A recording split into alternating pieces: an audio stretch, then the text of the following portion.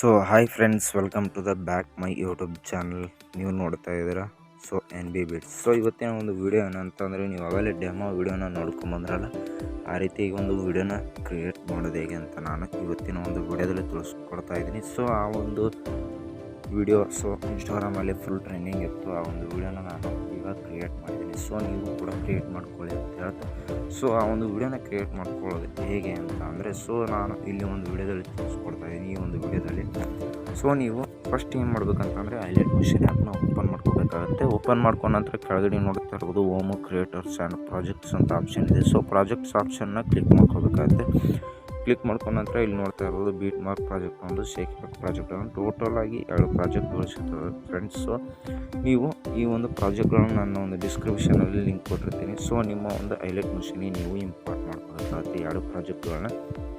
So import ಮಾಡ್ಕೊಂಬಿಟ್ಟು ಏನು ಮಾಡ್ಬೇಕಂತಂದರೆ, first ನಾವು BEATZ ಪ್ರಾಜೆಕ್ಟ್ನ open ಮಾಡ್ಕೋಬೇಕಾಗುತ್ತೆ. ಸೊ ಓಪನ್ ಮಾಡ್ಕೊಂಡ ನಂತರ ಈ ರೀತಿಗೆ ನಾನು BEATZಗಳನ್ನ ಹಾಕ್ಬಿಟ್ಟು ಒಂದು ಡೆಮೋನ ಕ್ರಿಯೇಟ್ ಮಾಡಿರ್ತೀನಿ. ಸೊ ನೀವೇನು ಮಾಡ್ಬೇಕಂತಂದರೆ, ನೆಕ್ಸ್ಟು ಇಲ್ಲಿ ಫೋಟೋಗಳನ್ನ ಹಾಕ್ಕೋಬೇಕಾಗುತ್ತೆ. ನಿಮ್ಮ ಫ್ರೆಂಡ್ಸ್ದಾಗಿರ್ಬೋದು ಅಥವಾ ನಿಮ್ಮದೇ ಆಗಿರ್ಬೋದು ಫೋಟೋನ ಹಾಕ್ಕೋಬೇಕಾಗುತ್ತೆ ಫ್ರೆಂಡ್ಸ್ದಿದ್ದು.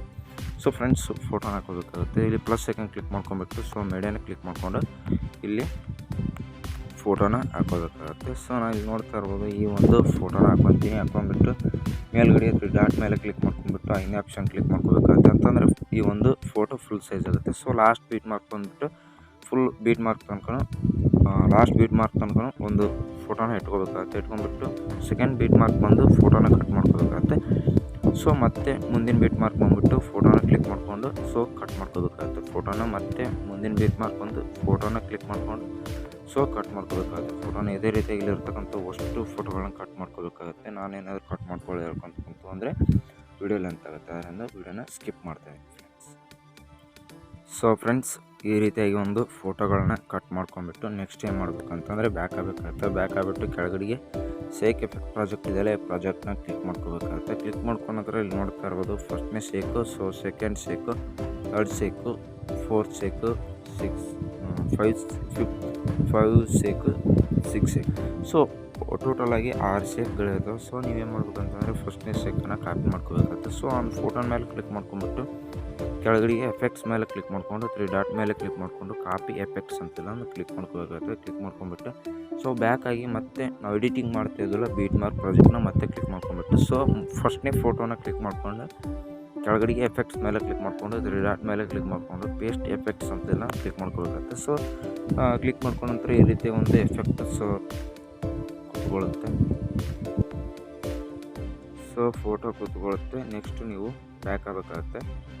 ಬ್ಯಾಕ್ ಆಗಿಬಿಟ್ಟು ಮತ್ತೆ shakeeffect ಪ್ರಾಜೆಕ್ಟ್ನ ಕ್ಲಿಕ್ ಮಾಡ್ಕೋಬೇಕಾಗುತ್ತೆ. ಕ್ಲಿಕ್ ಮಾಡ್ಕೊಂಬಿಟ್ಟು ಫಸ್ಟ್ನೇ ಶೇಕ್ ಆಯಿತು.